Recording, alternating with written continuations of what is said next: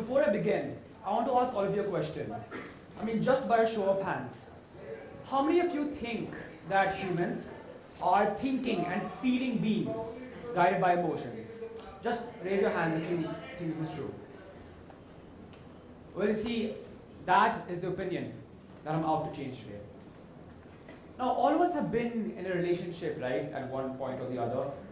Even that girl that you say you dated in 8th grade counts. So I want all of you to imagine a situation. Let's say you got into a fight with your boyfriend or girlfriend because you made them a card for their birthday, but they couldn't be bothered to read it. In fact, they forgot it in a cab. Now at this point, how do you feel when all your time and effort that you invested has just gone down the drain? Don't you feel hurt and dejected? Now let's lighten it up. Let's take another situation. Let's say you've come home from school and you've gotten your report sheet. And for the first time, much to everyone's surprise, you've actually done really well. You go home and your parents shower you with love and affection. And for once, you're not being compared to Guptaji's son, you are Guptaji's son. Now, at this point, don't you feel happy and appreciated when someone recognizes your efforts? All of us have been through both these situations and experienced the range of emotions. But from making that card to receiving that report sheet, we always only consider the physical and tangible investments and returns, right? Making that card was only such a task because you had to sit and color it and cut it. And similarly, that report sheet is only so gratifying because you can see it and touch it. But what all of us never realize is that our every intangible effort, our every emotion, our every relationship is an investment. Let's take the example of a relationship.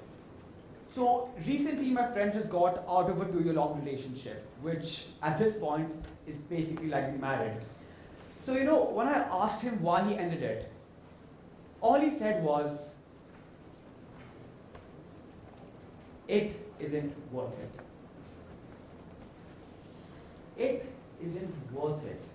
It's a phrase that all of us have come to use so often that it's become a reflex reaction. Why don't you go sort your fight out with this person? They're not worth it. Why don't you go talk to that person? You know what? They're not worth it. And it was that phrase and that response that got me thinking. I know the worth of the blazer on my back or the chairs you're sitting on. But what about the worth of my friendships and my relationships? I know how to measure the value of my tangible, material possessions. But what about my intangible ones? If every relationship is an investment, then what's a good deal and what's a bad one? And how do I, as a human, determine what my bonds are worth? Hello everyone, and welcome to the economics of humanity. So right off the bat, the economics of humanity, it just sounds like a setup for a talk on economic policies and humanistic models, but it's actually more relevant than you may think. Another question time. Just by show of hands, how many of you have chosen to go out with one friend over the other just because they're more fun to hang out with? There we go. How many of you have actually become friends with someone because of what you can get out of that friendship in material terms? Because I know I have. And so by the end of the talk, we'll actually realize how this comes under the economics of humanity. So I went on quite a bit about investments and whatnot, but what actually is an investment? So according to the Oxford Dictionary, an investment is a noun that means investing money in return for profit. But I don't want to focus on this narrow and monetary definition of the term. You see, we as beings in this materialistic day and age, by default, think of money as the sole proprietor and medium for all our transactions. But on a more natural level, these things don't matter to us. In a study by Jane Bernard, it was revealed that CEOs are twice as likely to be depressed when compared to the general population. Now CEOs are the epitome, they are the personification of wealth. Then how is it that such wealthy people can be subject to such human emotions like depression? And that is the point that I want to make. That humans never grew out of that primal state. We may derive satisfaction from money, but that satisfaction is only momentary. Beyond that extent, we crave satisfaction from intangible means, like our ties and our relationships. And it is this concept of immaterial losses and gains that I want to apply to our definition of investments to actually answer how we measure the worth of our relationships. Because when you go and invest in someone, it's never in the form of money, right? You never go to someone and pay them money and say, hey, be my friend. I believe that at the end of the day,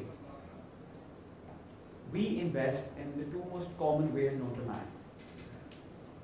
time and emotions.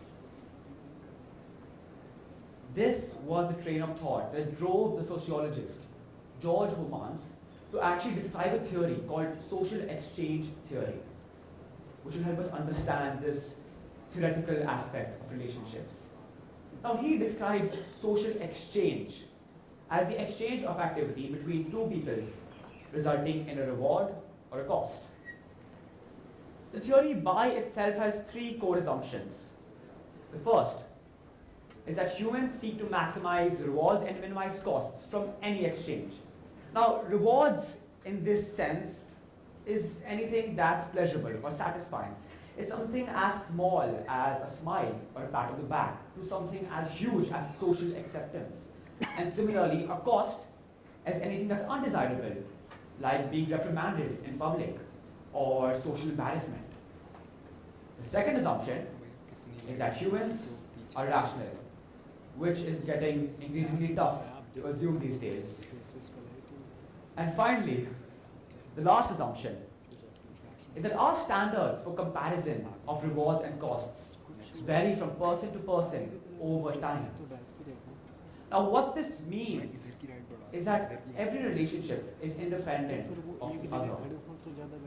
If one of you came up to me after this talk and said, it was so amazing and it really made me think and introspect, I'd be ecstatic. In my eyes, that'd be a huge reward. But if I went home and my mom said the same thing, I'd kind of be expecting it from her. Right? So my benchmarks are different for different people. Now, the theory by itself has so many assumptions and so many interpretations, but they all have one central tenet, that humans interact for rewards, or at least the expectation of it.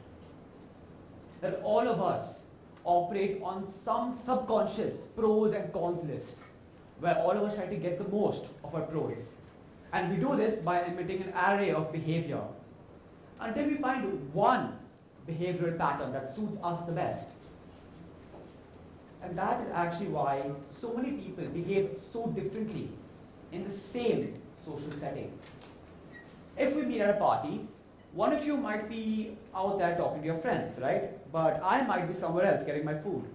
Because in your eyes, that behavior gets you your reward, whereas in my eyes, my behavior gets me my reward. But then the question arises, if I'm comparing my rewards from different relationships, different exchanges, how do you quantify these rewards? And this is the hook of theory. It actually gives us a formula, if you will, for describing the worth of an exchange. And it's as simple as profit is equal to reward minus cost. And it is using this one formula that George once says we can predict the entirety of human behavior. And the worst part is it's not even a far off claim. Let's take one of the most basic, essential human ties. Friendship. Humans are by virtue social creatures. We actively seek out friends. And the reason we do this is because friends give us rewards. We feel happy when we're with friends. But then why is it that I have friends with whom I've been with for 10 years and others with whom I can barely be with more than 2 days because they just make me so angry? Now, I believe that we as people manage to remain in such long-term friendships only because we feel we are receiving equal, if not greater rewards as compared to our costs. As I said, we repeat behavior that gets us profits. And isn't that what all of you do with your best friend? You have this one person with whom you've been with for 10 years and you keep talking to them because you know that no matter what happens, you will always get a reward from interacting with them. Every interaction with them is associated to a reward, which is why you will keep investing in them. But then, if I'm so happy with my old friends, why do I seek out new ones? The question came to me when I was actually taking a bunch of my friends out for a birthday lunch.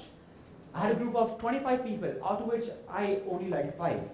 And it's happened to all of us. We take a huge group out, but we only like maybe half of them. And then the bill comes, and you have to sit there and pay 30,000 rupees. And you probably wondered why. And the reason lies in something beyond money.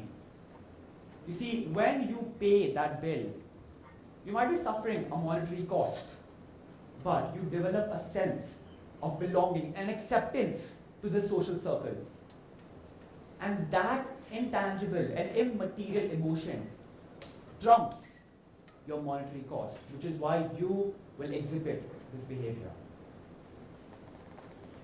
But this is where the cracks start to show. I mean, we've said that using this one assumption that humans seek out profits, we can predict what humans do and why they do it. That somehow using a formula, we can actually say if a relationship is bound to be prosperous or terminate soon. Simple enough, right? But then, what about relationships where the couple is constantly fighting? What about friendships where one person doesn't respect the other? In these cases, it's obvious no one is deriving a reward. Then why do we exhibit such anomalous behavior? And this is the biggest flaw in this theory. The irrationality of humans. Humans are irrational all the time. Let's take the example of unrequited love. We've all had that special someone after whom we run after days on end, and in return we receive nothing.